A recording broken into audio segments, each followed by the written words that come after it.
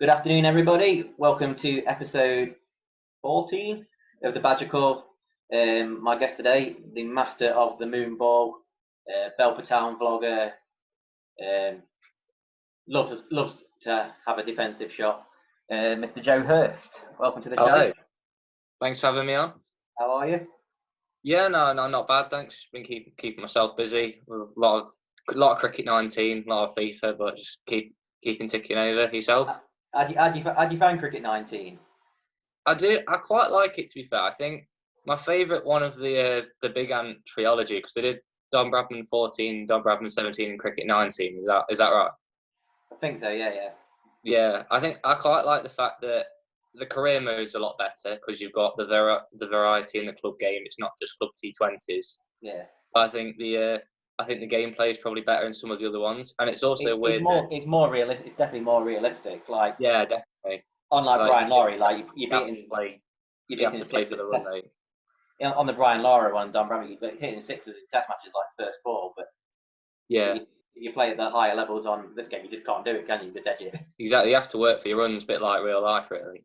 Yeah, I think I downloaded it pretty much a couple of days after it came out last year, and I've only recently stopped playing it. I've just downloaded the new Pro Evolution, but yeah, it's a very good game. And have you downloaded all the other teams, like all the county champions? Yeah, no, I did that as soon as I got it. I got it last summer after I finished my exams, and I played quite a lot of it in the summer. So I downloaded all the teams. I've made my own team with fictional players and stuff like that. So yeah, and then sometimes I play with England and stuff. So it's good fun.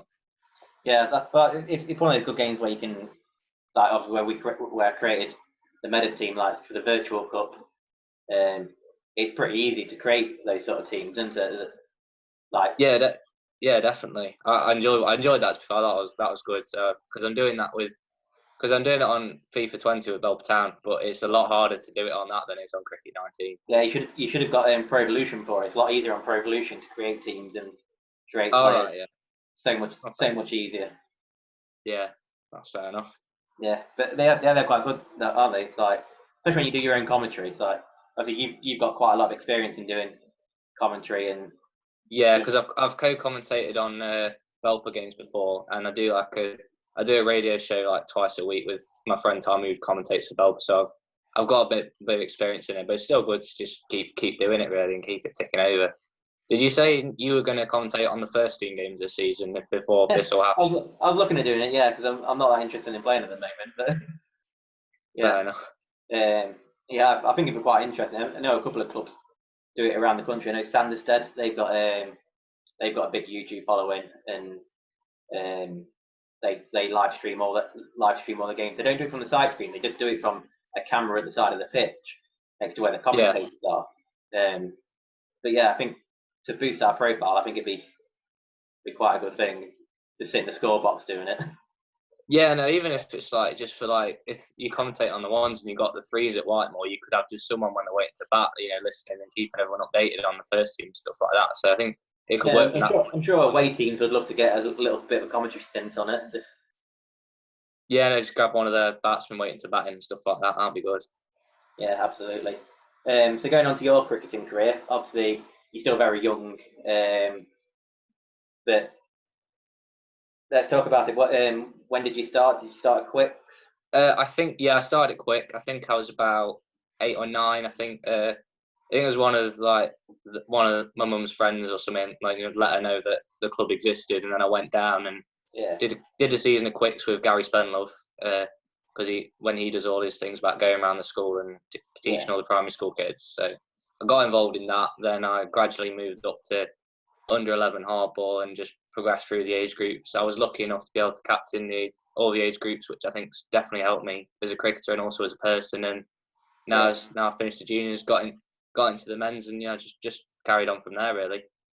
Yeah, it's one of the things. It's quite a proud moment, isn't it, being captain? And not a lot of people can say that they have captained all the age group 11, especially like a lot of people just stop playing cricket, don't they? Like. Yeah, and I think with my age group, that's definitely been a big thing. I know we've got our 15s at the moment who are, they've pretty much kept together, but my age group, it's pretty much only me and Harry Cooper who've kept going really. Yeah. And that's probably why it probably helped because then I had a better chance of becoming captain given there was less people in my age group. But Yeah. it's been good because I got to play with, when I was younger, I got to play with like Scott Gadsby, Adam Hardwick, Ollie Horder, people like that. And then got a bit older, I got to help start bringing the 15s lads through. So I've played with like two very good sets of players. So I feel quite lucky in that regard. So what was your favourite moment playing for the juniors? Favourite moment playing for the juniors? That's a good question. I think I enjoyed the quick stuff because I actually played attacking shots back then, believe it or not. So I enjoyed that. But also I enjoyed my last 15 season because we finished joint top with Langley Mill. Literally everything was identical, but we didn't win the league for some reason. But I just enjoyed the challenge of it really, because when you're playing under 11s, 12s, and you're captain, the manager basically does it all for you. But when you get to a bit older, you kind of have to think about it yourself, and you do have to kind of know when to bring back your Lewis Wheatcrofts and stuff like that. So I felt that really, helped me improve on my own game, even when I'm not captain. Yeah, you won a couple of individual awards. Did you win some individual awards that year? Yeah, I won Cricket of the Year in 2017. That actually probably is my favourite moment on a personal level. I think just because I just like getting involved and helping out with Cricket Force and volunteering and scoring and winning the quick teams and stuff like that. I just enjoy cricket really. Is it something you'd look to go into coaching? In the future? Not like in a Paul Allen style, but I think I was going to do. Nicky signed me up for a coaching course for the Dynamos this season. Obviously, that can't happen now. So I was gonna get involved with some of the coaching of like the very younger ones. But it's always something I've enjoyed doing. To be fair, just giving something back. And when this is all over next year, when I've got my A levels done, I'll definitely look to do that a bit more. Yeah, I mean, I started coaching last year. Done the level two coaching, and they simplified it now. So where me and Rich Howard had to go on like a 3 weekends, and then it's like loads of online tests, and you have to go to an assessment day and show all your things there. It's just 1 weekend now. You just do it over. It's all on 1 weekend, so it's really easy to get qualified into. So I know what you mean. Because I think, sorry, go on. It's a really good thing too. Because like you get an app. You get given an app. Which you go on it. And it's just got all the training drills on it. That's pretty good to be fair. But it's like because I've done helping out with some of the Derbyshire coaches who come down. So I've learned a little bit off them. Because I did a scorers course a few years ago. I did it up at Denby. That was like a 5-week thing. Yeah. But as you say, if you can do it in a weekend, it probably must make it a lot easier. Yeah, those scorers courses haven't got any less because we just had one at Meadows in the winter, and that was about 5 weeks worth of it. Yeah, because I think I did one. I can't remember. It must have been 2016, I think. And it was just I've still got the pack of stuff now. They give you like loads of books and with all the rules in and stuff like that, which is fascinating. Some stuff that I never knew. The umpires courses are less days than what a scorers course is. I'm like, don't really know how. It's quite easy to score, isn't it? Like, most people can score. Especially it's all on computer now as well. It's like if you take your computer down, it's a lot easier. Yeah. Type what happened. Yeah, because we had, John Brown, he's the Derbyshire scorer. Yeah, John. Because he took us, and he was like, he's really strict with all the stuff, like all the rules of like how you're scoring and making sure it all adds up and stuff like that. So when I'm playing for the threes and we don't have a score and I have to score while we're batting, like, I get really stressed because everyone does it differently, so it's hard to know what the system is. Yeah, it irritates me. That's why I always score first. I know once I stop scoring, when I have to go and pad up, I know it's spot on. So anything after that, I'm blaming someone else.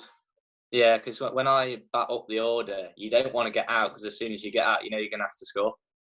See, I prefer scoring to umpiring. Can't stand umpiring. Yeah, because it's one of the, you're right in the firing line as well. Especially at my age, you just go square leg to square leg. It gets a bit dull.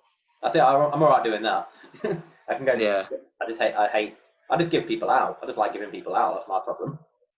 Yeah, I think it's one of those. I think because there's some people who have you read Rain Man by Marcus Bergman? Yeah. Yeah, that's funny. He talks in that one about like the vengeful umpiring decisions, like you've had a fallout with your teammate and you give them out. Yeah, I don't know if I've fall out with him. I just give him out. Depending what shot they Fair play. enough. But if they didn't like the shot, I'm just going to put the finger up anyway. Yeah, it's one of them. Like you could just do the one where you trick and like you put your finger up. Oh, sorry, I just got a scratch behind me. That winds the opposition up. That does. Yeah, Big time. probably does, to be fair. So so you are a cricket fan, aren't you? You are. Yeah, massively. A big Because I watch it a lot as well. All forms of the game. I'm not like your typical teenager. I'm happy to sit through 5 days of Test cricket, and I'll do that happily. I do that with my dad. We go to the games sometimes. I got a season ticket for Derbyshire this year, but obviously I can't use it now. But I was going to go to quite a few of the Championship games because they moved into us to the weekends. So which I thought was quite a good move. To be fair, get more people who aren't retired into county championship, but it's a shame we couldn't get that to go ahead this year.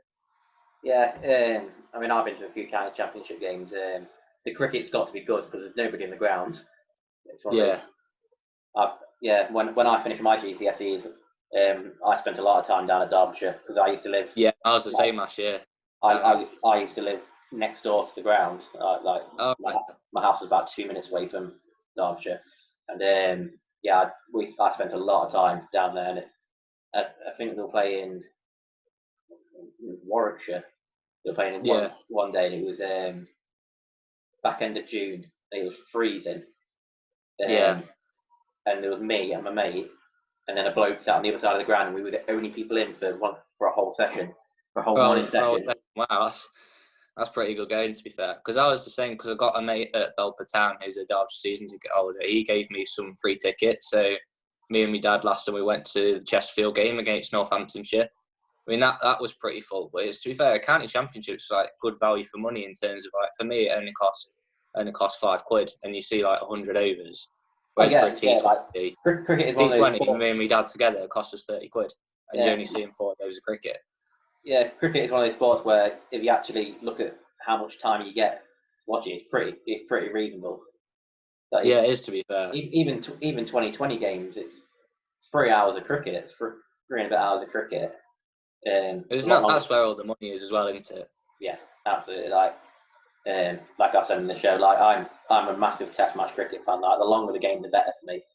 But the way cricket's going, it's got to go towards 2020 and the 100 ball. Yeah, the 100 ball, but I know. Yes, I'm not probably needed. I'm not a massive fan of the 100, to be honest. I think, to be fair, I think it will do some good for the game because I think because they have the 10 ball overs, is that right? Yeah. I think that might be good for the bowling side of things because they'll have to work on more variations and stuff like that to mix it up more. But apart from that, I can't see any good coming out of it. My biggest issue is I just don't think it was needed. Yeah, no, I'd agree with that, to be fair. I think the problem in this country is that the 2020 competition goes on for too long. Yeah. Because it goes on for most of the season. Just play it like the Big Bash or the IPL. Just play it in a condensed format. Yeah.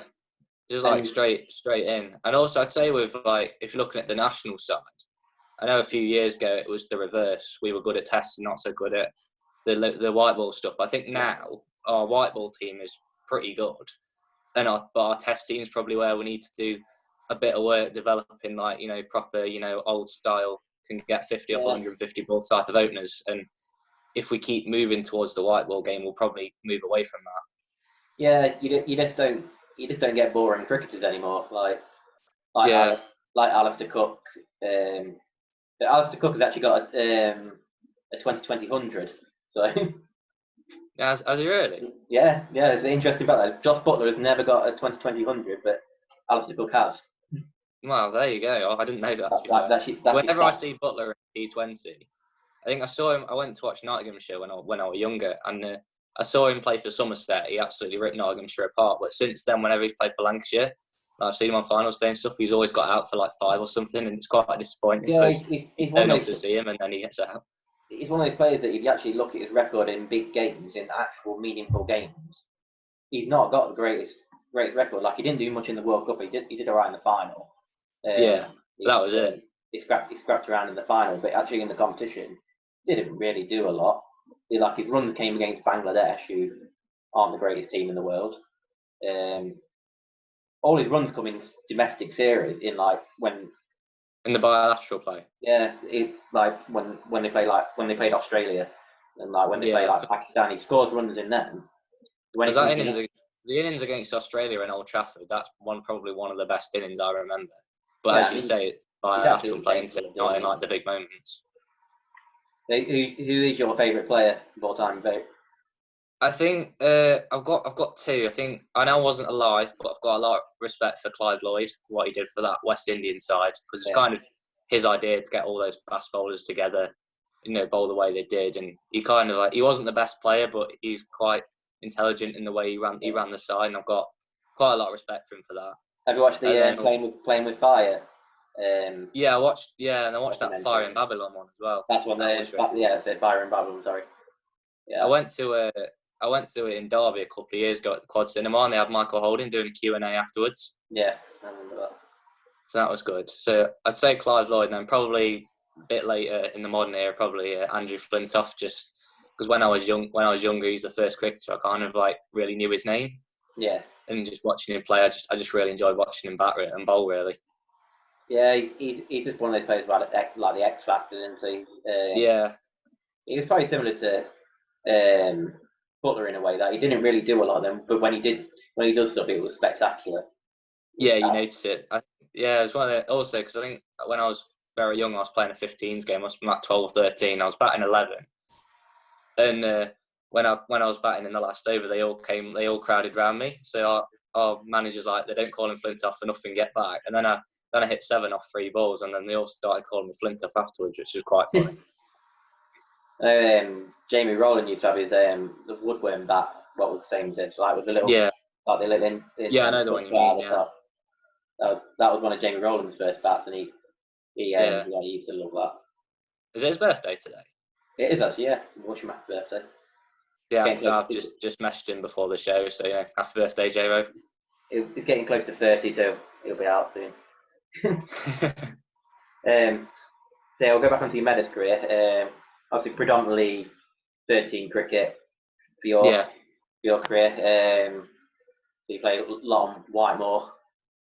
On Whitemore, yeah. Are you one of the players who've got like the strange asphyxiation with Whitemore, or do you prefer To playing be fair, Meadows? I don't mind it. I mean, it did put my dad in hospital. I wasn't playing, but he was batting, and the ball kind of reared up off a length and hit his chin, which is unfortunate. But apart from that, I quite like it. To be fair, I like the grey antes. They're very good. Yeah, they are alright. Yeah. And to be fair, it's not as bad as it's kind of made out to be. When I first turned up, and even like Dave Farnsworth, who like he never wore a helmet in his life, he says I'm going to wear one on Whitemore. God, this is going to be hard. And then I turn up, and I can't remember. I think we were playing South Winfield. They knocked us for like 220 for 2. I was thinking, can't be that bad to bat on. Yeah, it is one. It's not the worst park pitch in the league. Yeah. I think it's better than some of the ones I've played on. It's just very strange dimensions that you've got one really tiny boundary, and then one still the one's out towards the road and out towards where the little park thing they've got. They're still quite big hits on that side. That far side, yeah, I know what you mean, because I think Fairy always puts a man at either deep cover or deep square leg on that tree. So we've kind of got used to it now after a few seasons of playing there. But as you say, it's quite a weird one, especially if you're in away side. It's knowing your dimensions and what bowlers you should bowl. So like someone bowling leg spin shouldn't be bowling from the top end. They should always be bowling from bottom end, yeah. From the bottom end, so they're playing across you to the bigger boundary. It's just knowing what bowlers to use, isn't it? Yeah, no, it's a bit of a knack with it. Fairy's quite good at it, to be fair. He's probably one of the better captains I've seen play at Whitemore. So, because you get some, I think there was one bloke who, because Tomo's quite good off his legs, isn't he? So he bowled down the hill, round the wicket, straight on Tomo's sweep. He just kept whacking him. He just kept whacking him for fours down to that short boundary, and he got to about 70 odd. Yeah, you just need to put it outside off for Tomo. Yeah. Keep it as far away from his pads as possible. Yeah, basically, yeah. But he's a good batsman in Div 10, to be fair, because when Farney left, it kind of left quite a big hole in the third team. Yeah. But he's obviously not quite as good as Farney, but he's still very good player to have in our He, level. When he doesn't get runs, we're in trouble. Yeah, he plays to his strengths, doesn't he? He knows what his strengths are. And it's good that when a batsman knows his game, like he doesn't bring out stupid shots. He just plays the same way every week. Just he knows his role. And Yeah. What, 500 runs a season? 500 runs a season? Yeah, no, definitely. He's solid up the order. He's solid up the order, to be fair, most games. So no, it's good. It's good to have in the side. Yeah, he's good player. So he's not playing cricket that long either. Has he not? Because I know he's like mid-50s, isn't he? So, did he come into it a bit later? Yeah, I think so. I'm sure someone was saying the other day he didn't start playing until he was in his 40s. Yeah. I think he might have played when he was younger, but then had a long time out. Had a break. Fair enough. Yeah, he's a good man, Tomo. So your favourite third team moment? Third team moment, I quite enjoyed. We played Mickleover away a couple of seasons ago, and it was quite a nasty kind of nasty type game. Their wicket keeper was a little bit. He was a bit chirpy, to be fair, and it's kind of stepped over. It was nice to me. He tied my shoelace for me, so he wasn't that bad. But the rest of the team didn't really get on with him, and I think I had to. I think it was just more Declan Henson he didn't get on with. Yeah, Declan Henson, because they played their first game for us that year, and then that was their first game of the season. So after the game, we couldn't go home for ages because they were trying to claim that they were ringers. So we had to stick around at the ground for ages. Because I think I had to defend for ages and then try and attack at the end to win the game, which I did, and we won the game. But I just remember having to hang around. What shot you played? You hit one for 4, didn't you? Yeah, I think it was a cover drive. Was it cover drive? Yeah. Because he just pulled a half volley. I didn't think it was going to go for 4, to be fair. I thought I'd get caught out by short cover, but it went past him and it went for 4. And I don't know why everyone was cheering quite a lot for that one. That's probably the best 4 I've probably hit. I think it pretty much put the scores level, didn't it? I think. Yeah, and then Tomo's lad came in and hit the winning runs. I think that was another thing that happened that game was I'd scored at the start and then I went into batch going back to the scoring thing and Ferrier turned up to the ground late because he probably had one of his social events and stuff. So he turned up to the ground late and he started scoring, but he wasn't in the scorer's box. So that when the umpire signalled a wide, he kept waving at the scorer's box and no one was in there. But then Ferrier kept waving at him from about 50 metres further down the boundary rope. The umpire just stood there for ages. Probably one of the funniest umpire score moments I've seen. Ferrier just started getting more and more wound up, didn't he? He came on the pitch. He came on the pitch at one stage, which they weren't happy about that as well. But it was that type of game, really. Yeah, I think that's when Henson or Deck got out, wasn't it? I think so. He got a bit heated then. Yeah. Yeah, that was quite good. It was just quite a good game of cricket as well, though, wasn't it? It was quite evenly matched because they had some good batsmen. There was some good field. We had some good fielding moments. I think Harry Cooper got a run out that day, which was quite good. I didn't have my best day in the field, but then we had some good innings as well. Declan Henson and Rob Thompson came in and smacked the winning runs at the end. So it was probably, in terms of a game of cricket, probably one of the best I've played in. Yeah, they are always a good one when there's a little bit of heat and. Yeah, it's just a bit of needful. It was just a shame that they carried it on afterwards. Yeah, because it's kind of like I don't know, like in the test, Justin Lang's, plenty of banter. I like that sort of thing, but just after the game, just you're all mates at the end of the day. That's what I think. Yeah, absolutely. I'm the same. Like play hard on the cricket pitch, but literally when that last ball's bowled, just shake hands and walk off, go and have a beer. Yeah, absolutely. But yeah, moving forward, what are your aspirations as a cricketer? Where do you want to be? Well, I don't know. To be honest, I've been thinking about this because I think I'm not the most technically gifted player. I'll be the first to admit that. So I think I'll probably be sticking around in the lower divisions for a while. I just want to make sure that I can make a few more runs because I know I've been underperforming in that regard last couple of seasons. Just be able to offer a bit of part-time spin really and just make myself the best fielder possible and whatever team I play for, I don't really mind, to be honest. When you're younger, you feel like you should have done a lot more with your game, but everyone's been in the same position. No one really does anything in the cricket till one year you'll just have something what clicks in your game, Yeah. and you just understand it. You understand yourself so much more. Yeah, I know what you mean. Because I think my best season I've had was when I was 13. Because I was making runs in junior cricket and senior cricket, and making like double figures and stuff like that, which is I was quite pleased with. It's just kind of I don't think I've not quite got back to that since then. So that's what I'll be looking to do. Yeah, and obviously like having a coach like Paul Allen will help. Yeah, And like that's definitely helped. The thing, sorry, go on. Like we were talking about before you came on, like you obviously really enjoyed like the winter nets and the structure, Yeah, no, I loved it. the structure around the whole training sessions. So like that's only going to help your game. Yeah, definitely. Because I'm one of those people I quite like everything to be structured and in an order. And I think he kind of brings that. It's about knowing your role in the side. Because throughout my whole career, I've been batted I think I've batted every position from 1 to 11.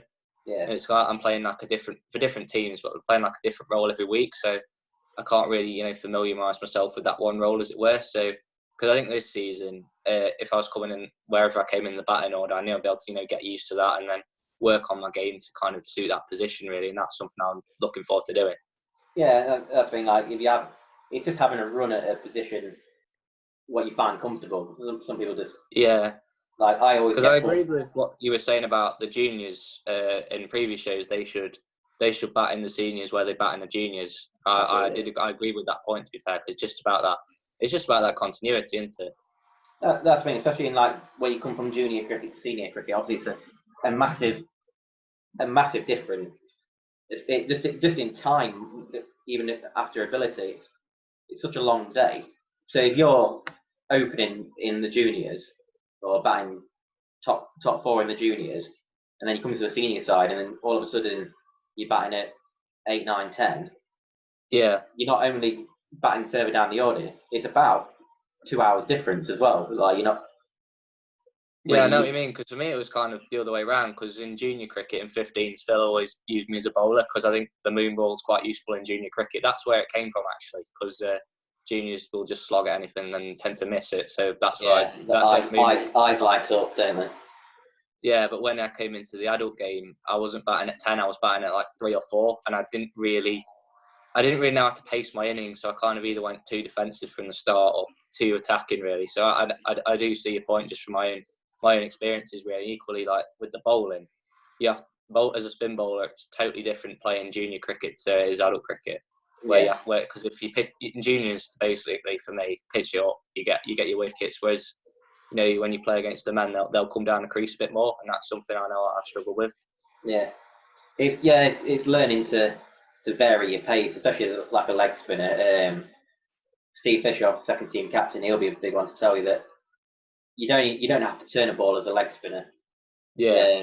If you can vary your length and pace to unsettle the batsman, it's a lot more effective. Shane Warne, most of his wickets, obviously he turned the ball a long way, but it was all in the flight of the delivery.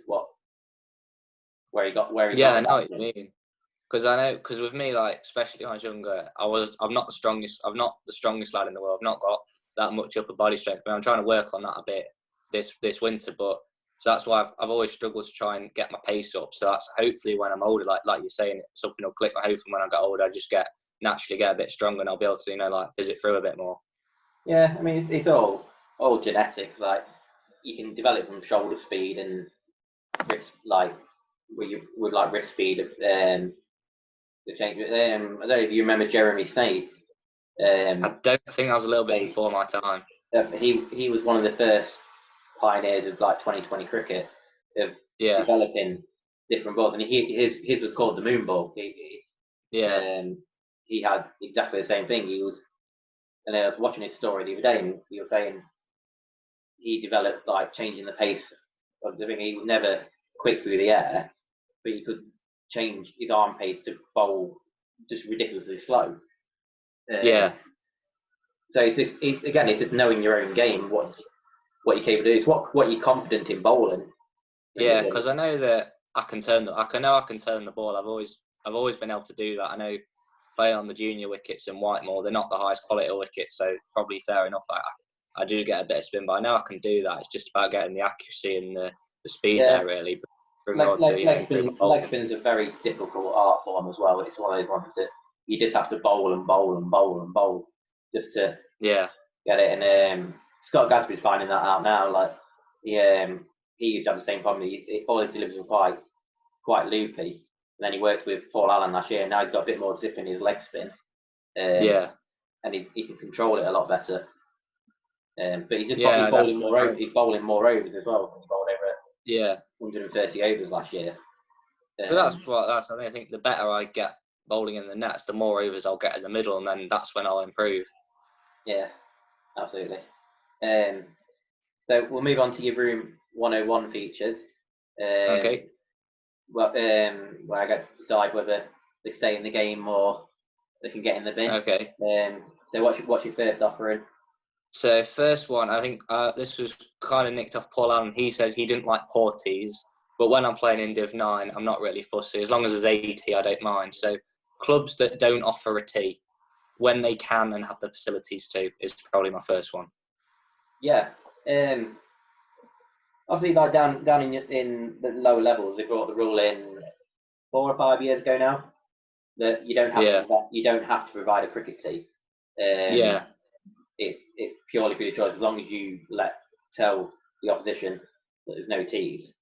But yeah, I played for the third team in my first season at Meadows, South Wingfield. Yeah. And their second, they play it at South Wingfield on their second pitch. Okay, yeah. And they weren't putting a tee on.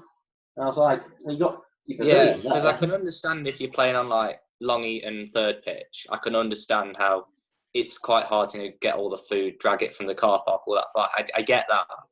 It's just like, as you say, in clubs that have the facilities to do it, like, why shouldn't you do it? It's always one of those things where it's all one club. Yeah. Like, I mean, when we I've used South Wingfield as an example, you're playing literally their ball is coming onto our pitch, so you're playing at the same ground. There's a lot of teams who provide tees for both teams. Yeah, I think Duffield do that well. I think they have for the second, third, and the fourth. I think they have a catering company who comes and does it. Yeah, they'll probably. I played there last year for the third team. Actually, they were good team. Good cake selection. Yeah. But yeah, and this is where it goes back, especially like teams who share grounds where the staggered start times don't work. So if you start at the same time, by the time you finish your tee, the other teams come up. So it shouldn't make. Yeah, so I agree with you on staggered start times. I've not picked that as one of mine because we've talked about it before on the previous shows, but I think that's definitely something I think it should all be at the same time, just for the tees as well, as you say. It doesn't make any sense with their ruling. Their thinking behind it was so the teams in the bottom division with a lot of younger kids were finishing too late, but then they start half an hour later, so you're getting rid of that. So it kind of goes back to status quo, doesn't it? Yeah, it doesn't make any sense because 12 overs is about 45 minutes worth of play, I think it is. Yeah, and then obviously I think you said before in the lower leagues are a bit slower. You're playing on like the smaller grounds where the ball gets lost in the bushes and all that sort of stuff. It just takes a lot more time. And now with like our younger lads, like they love going back down the club, going down the nets. They use it as kind of their social get together. So if you're finishing a bit earlier, they can get down and have just a get together, have a can of pop or whatever, and have a net before they go home. Absolutely. But yeah, going on to your tees, I absolutely agree. If you're playing at a ground what's got kitchen facilities, why aren't they providing tees? That's the main reason people play cricket. For the tee, they don't play for the tee, yeah. Because even for me, it's I'm quite a skinny lad, but I do eat a lot of food, so I do like my teas. I'm not really fussy about what the tea is, as long as like being a vegetarian, as long as I can cheese sandwiches are fine by me, and I don't care what it is, as long as people have made an effort. Yeah, I absolutely agree with you. Which is poor from those clubs who do that. So yeah, they can get in the bin. Okay. So your second offering. So my second one is basically, I think we touched on it earlier in the show, but batting sides lower down the league who they never give any of their team out, even if it's like absolutely plumb, drives me like it's generally one of my pet hates, because I think them be fifths are awful at it. They never give any LBWs, even if they're like Stonewall, we'd win the game if it gets out. They don't give it. That just really annoys me. It's fair if it's borderline. I can see why you don't want to give it out, but if it's sitting halfway up middle, you just got to put the finger up, in my opinion. Yeah, I agree. I mean, it's very difficult when you umpire your own game, especially when you've got to make that decision whether it's your best batsman. Yeah, you've got to give I out. understand that. So. But everyone's in the same boat. Like it's like an unwritten rule that if it's plumb, it's out. Like you can't not give it out.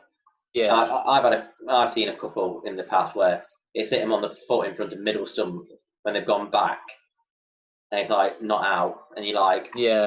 you may as well walk off the Same with pitch at run-outs that as well, point. isn't it? They're clearly out of the crease, like they're not even in the frame or on TV, and they don't give it out.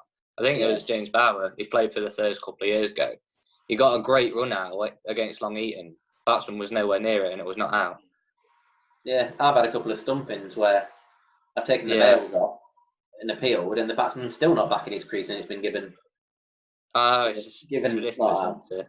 Yeah, I think the big problem is people are scared to give people out, but yeah, like I say, it's really really hard at that level. Because it's kind of like depends on the culture in the club as well. Because I think the first year of the third team, we were told before we went out. First year we were told, look, don't give LBWs, lads.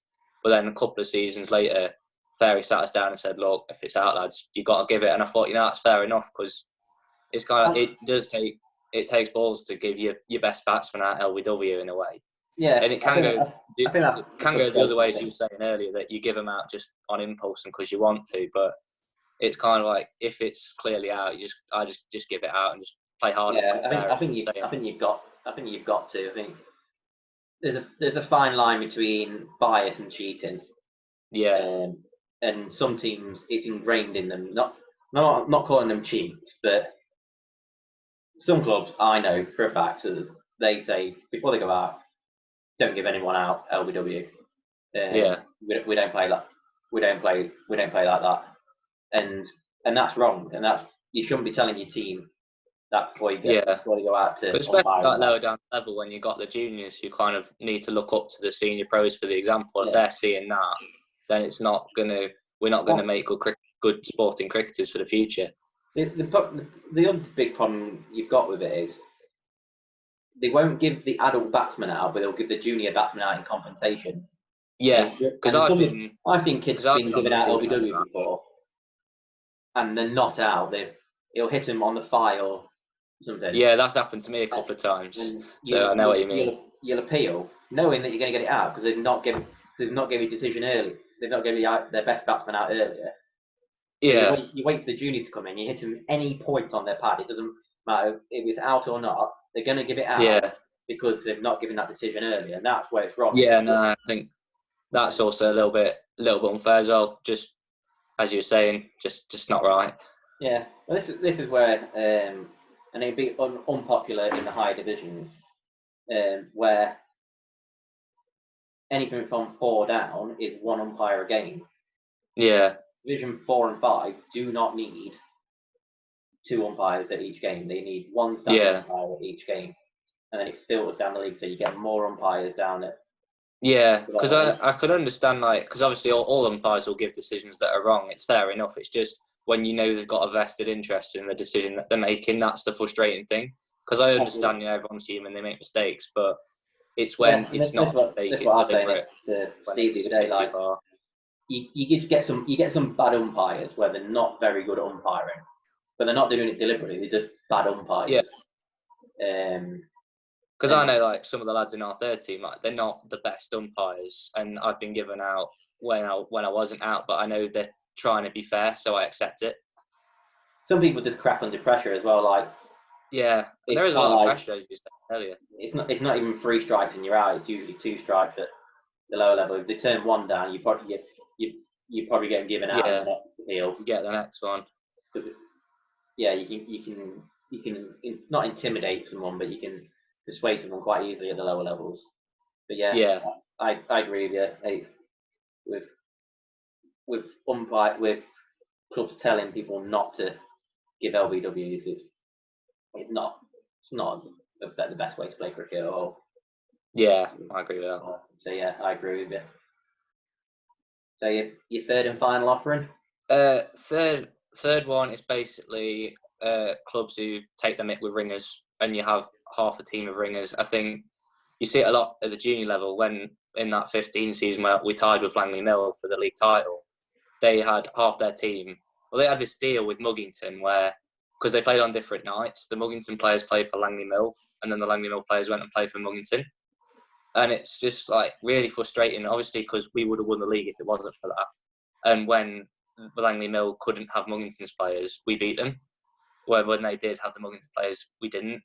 And also just because it kind of stints the growth of the juniors who are actually at that club, so they can't progress because their place is being taken by someone from another club, which I just don't think it's fair on all parts, really.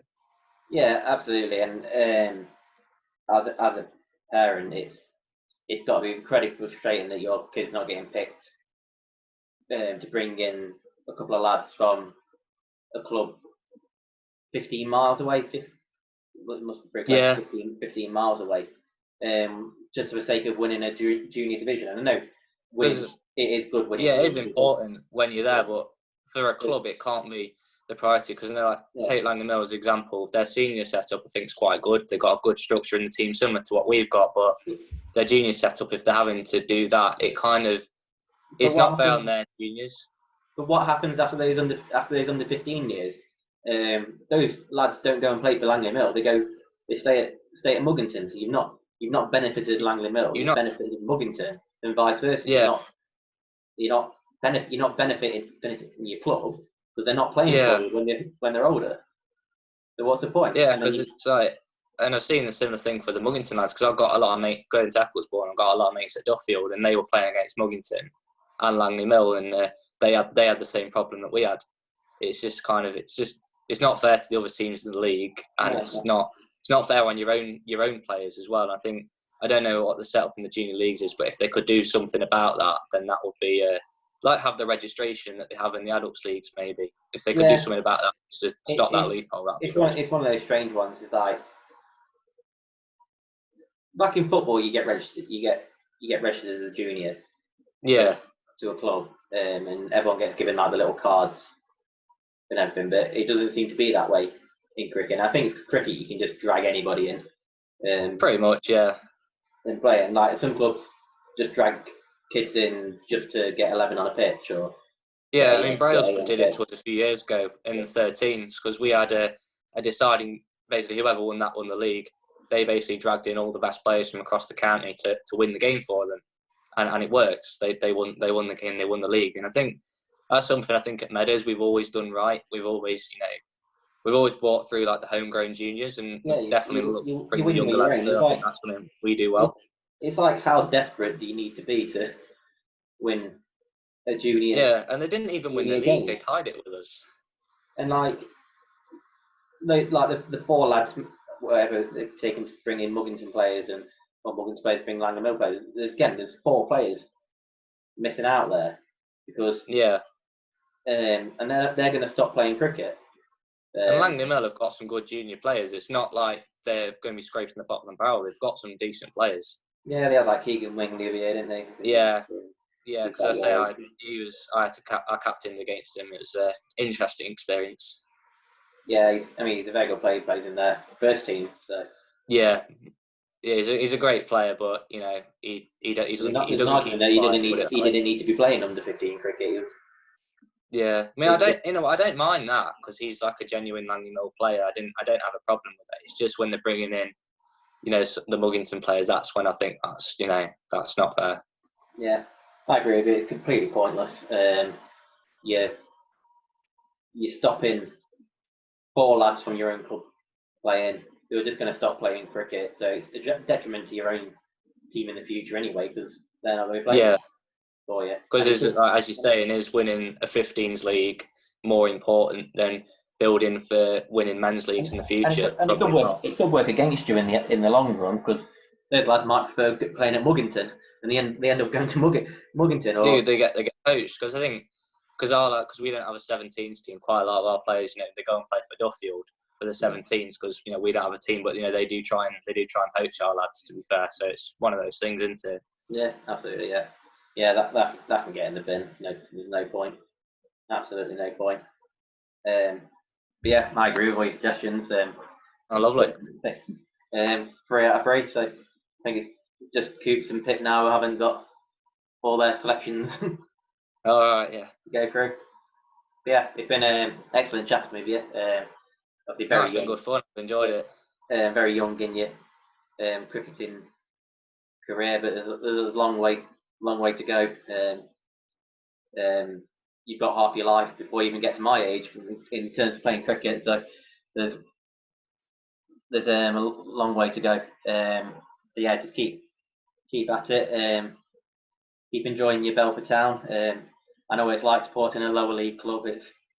Yeah, I know what you mean. It It's can be just I not. just love of like Belper as a whole, and I would quite like to see. I don't know what the politics are in all this, but I quite like seeing a Belper Town and Belper Meadows kind of be more work together a little bit more, not be like the same thing, but kind of just work together. So like kind of more of a football in the winter, cricket in the summer kind of mentality. Really, I quite like to see that. Yeah. I think everyone did, even like with the hockey club and everything. It should just everyone should just all be part of one sports club. But obviously, Yeah, you know the politics. I know the politics. They've got yeah, because I think everyone's got their opinions and egos. because it's just success for the town at the end of the day, isn't it? Absolutely. Saying not a lot of people know it's there. So, Yeah, everyone just it's just like because you know I know quite a lot of because I know quite a lot of people in the football and the cricket. It's just kind of because there are a lot of cricket fans who are Belper Town fans as well. So I say to them like, come down Belper Meadows if you want.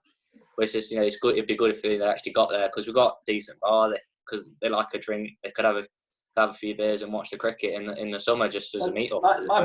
my big thing is getting people to the game after. So there's a bit of a so like the end of April, May, and then there's August, September where we're all playing, and obviously you get quite a lot of Belper Town games at home in that time. And I know attendances have dropped off a little bit at Belper Town, but they do get a fair Yeah, few they're people back up again now though. To be fair, so there. So to get just 10, 15 people from that crowd to come down and have a beer at the. They may as well wait and have a beer whilst they're trying to get out of the car park. To be honest, yeah, no, exactly. Because I say I'm happy to be like the bridge between the two because I know there aren't many people who kind of are in both, as it were. And I think I'm probably one of the only ones. So it'd be good to see just like kind of the football and the winter cricket and the summer type of thing. Because if you go to Lincoln United, who are in Belper Towns League, their cricket ground is on the same state as their football ground. Yeah. And they're on the same sign and all that sort of stuff, and it looks like they work together. Yeah, it'd be much better. And I think it's just a problem in local sport. I mean, when I used to play at Little Eton, we used to share the ground with the football ground, and there was no end of politics between us and the football club. Yeah. It just happens, doesn't it? It is disappointing, but yeah, I'd like to see that. Just gelling a little bit. I think it'll work well for both clubs. I think it work both ways, isn't it? Get the attendance up at the football and just get more people into the bar for the cricket because I know about Belper fans, they like a drink. So if you get a bit of money behind the bar if they came down. Yeah, tell them I've got a card machine. I've got Who on tap. Yeah, no worries, I will be. The lager. But yeah, it's been absolutely fascinating chatting with you, mate. Keep up all the YouTube stuff. Yeah, thank you, Anya. It's good fun, this. And good luck with your virtual games. I've been watching. Yeah, I've got one coming up tonight, so hopefully it goes all right. Last week's was a bit of a shocker, so hopefully this one's a bit better. Does it look for tonight? It's going to be Cleethorpes tonight. Cleethorpes tonight. Final. Yeah, lovely ground that is. Absolutely lovely ground. Yeah. I've been there a few times. Yeah, great chatting with you, mate. Yeah, and you.